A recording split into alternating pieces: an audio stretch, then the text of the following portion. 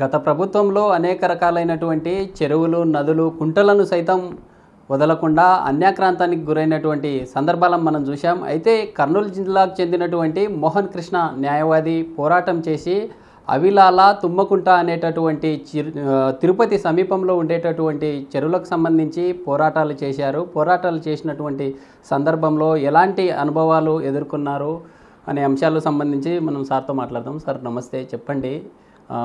తిరుపతి సంబంధించినటువంటి సమీప చెరువులకు సంబంధించి మీ పోరాటం ఎలా కొనసాగింది? ఇది నేను 2014 నుంచి 19 మధ్య తిరుపతి ఎస్వి యూనివర్సిటీలో లా చేయడం జరిగింది. అయితే 2015 ఆ ప్రాంతంలో అవిలాల చెరువు యాక్చువల్ ఎక్స్టెంట్ వచ్చేసి 204 ఎకరాలు.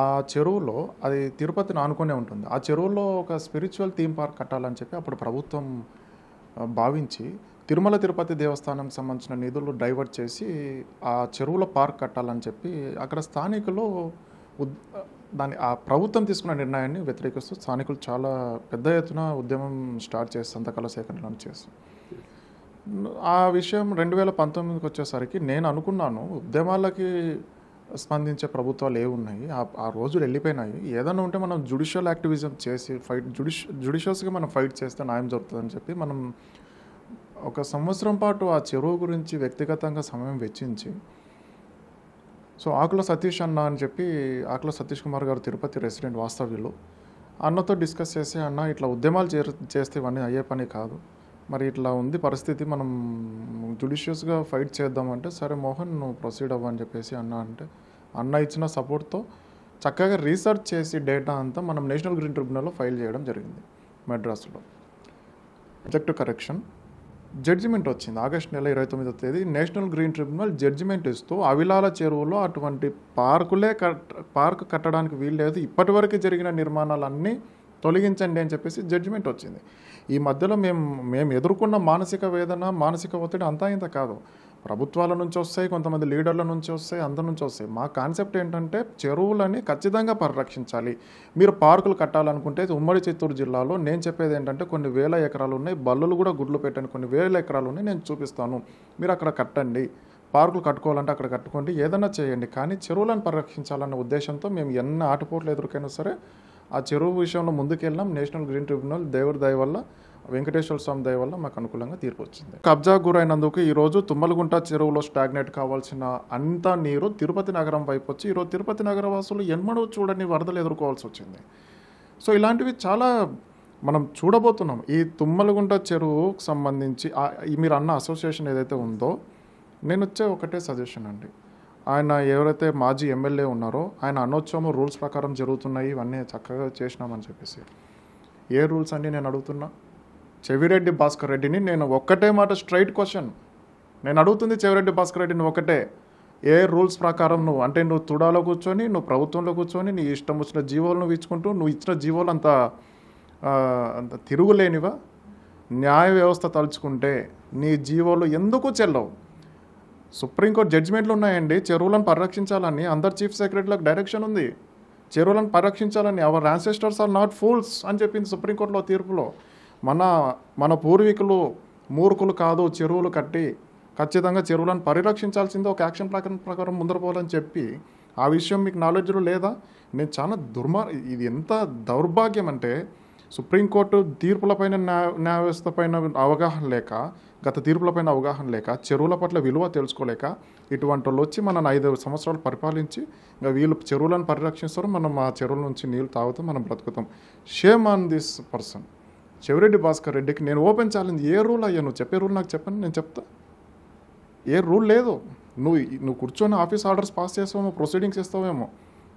నువ్వు ఇచ్చే ఏ ప్రొసీడింగ్ కూడా, నేను ఓపెన్ ఛాలెంజ్, నువ్వు ఇచ్చే ఏ ప్రొసీడింగ్ కూడా న్యాయ వ్యవస్థలో అది ఒకవేళ జ్యుడిషియల్ టెస్ట్ కనుక వెళ్ళిందంటే, పిటిషన్ ఫైల్ అయితే ఎవడన్నా ఫైల్ చేస్తే నిలబడదయ్యా అవి.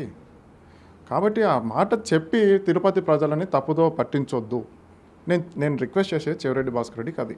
నిన్న జరిగినటువంటి ప్రెస్ మీట్లో చెవిరెడ్డి భాస్కర్ రెడ్డి అక్కడ ఉండేటటువంటి తుమ్మకుంట చెరువు కావచ్చు, అవిలాల అనేటటువంటి చెరువులు ఆక్రమణకు గురవుతుంటే నేను క్రికెట్ సంబంధించినటువంటి స్టేడియం నిర్మించాను, ఆక్రమణకు గురి కాలేదని నిన్న మీడియా ముందు చెప్పడం జరిగింది. దీన్ని ఎలా చూడాలని? మేము ఏమంటామంటే దయచేసి చెవిరెడ్డి భాస్కర్ రెడ్డి ఇలాంటివి మాట్లాడొద్దు.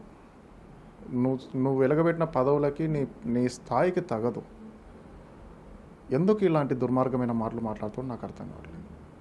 చెరువులు పరిరక్షిస్తున్నాడా ఇతను?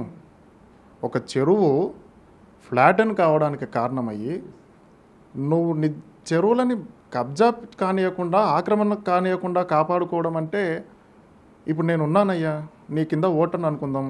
అయ్యా నా ఇల్లు దోపిడికి గురవుతుంది, ఎవడో వచ్చి నా ఇంట్లో దూరుతున్నాడు, నాకు న్యాయం చేయి, నువ్వు నా ఎమ్మెల్యేవని నేను వస్తాను ఇంటికి.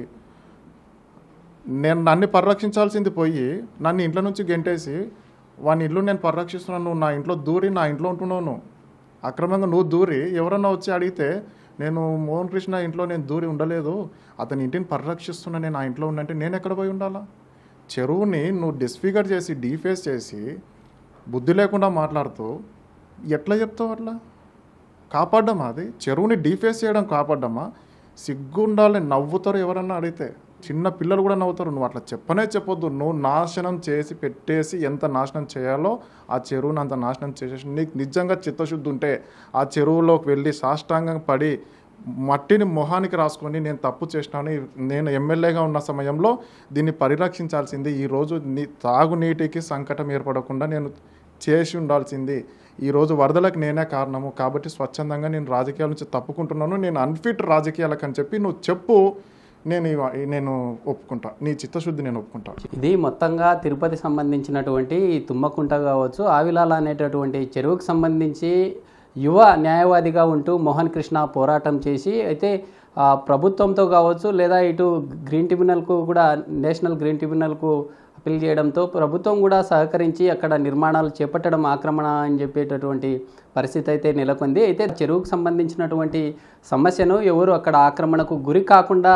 చేసే విధంగా తీర్పు ఇవ్వడంతో ఇక్కడ ఉన్నటువంటి కర్నూలు జిల్లాలో ఉండేటటువంటి తమ కుటుంబ సభ్యులు కావచ్చు, తిరుపతిలో విద్యను అభ్యసిస్తున్నటువంటి క్రమంలో తమ ప్రొఫెసర్స్ కూడా పూర్తి స్థాయిలో హర్షం వ్యక్తం చేశారు. అయితే తిరుపతి సంబంధించినటువంటి ప్రజలు కూడా యుక్త వయసులో ఉన్నటువంటి మోహన్ కృష్ణ ఒక యువ న్యాయవాది తమకు న్యాయం చేశారు, రానున్న రోజుల్లో భవిష్యత్ తరాలకు నీటి సౌకర్యాలు ఇబ్బందులు లేకుండా అన్ని విధాలుగా చేశారు. గతంలో ఉండేటటువంటి పెద్దిరెడ్డి రామచంద్రారెడ్డి కావచ్చు, చెవిరెడ్డి భాస్కర్ రెడ్డిని కూడా ఢీకొట్టినట్టుగా కూడా పూర్తి స్థాయిలో తెలుస్తూ ఉంది. గతంలో అన్యాక్రాంతానికి గురైనటువంటి ఈ చెరువులు ఏవైతే ఉన్నాయో, చెరువుల్లో స్టేడియం నిర్మించడం, చెరువుల్లో స్టేడియాన్ని నిర్మించి వాటికి ఏపీ శాప్ అనేటటువంటి పేరుతో లీజుకు కూడా ఇచ్చినటువంటి సందర్భాలు ఉన్నాయి. అయితే ఓవరాల్గా చూసుకున్నట్లయితే వాటిని అక్రమంగా నిర్మాణం చేపట్టడం జరిగింది. అవన్నీ తీసుకొని వెళ్ళాలంటూ కూడా ప్రభుత్వం ఇవ్వడంతో అక్కడి నుండి తక్షణమే పనులైతే ప్రారంభమయ్యాయంటూ కూడా తెలుపుతున్న పరిస్థితి. ఏదేమైనప్పటికీ సహజంగా ఉండేటటువంటి చెరువులు, నదులు కూడా ఇప్పుడు కొలువుదీరినటువంటి ప్రభుత్వాలు కూడా ఎక్కడ అన్యాక్రాంతానికి గురి కాకుండా ప్రజలకు మంచి సేవలు అందించాలంటూ కూడా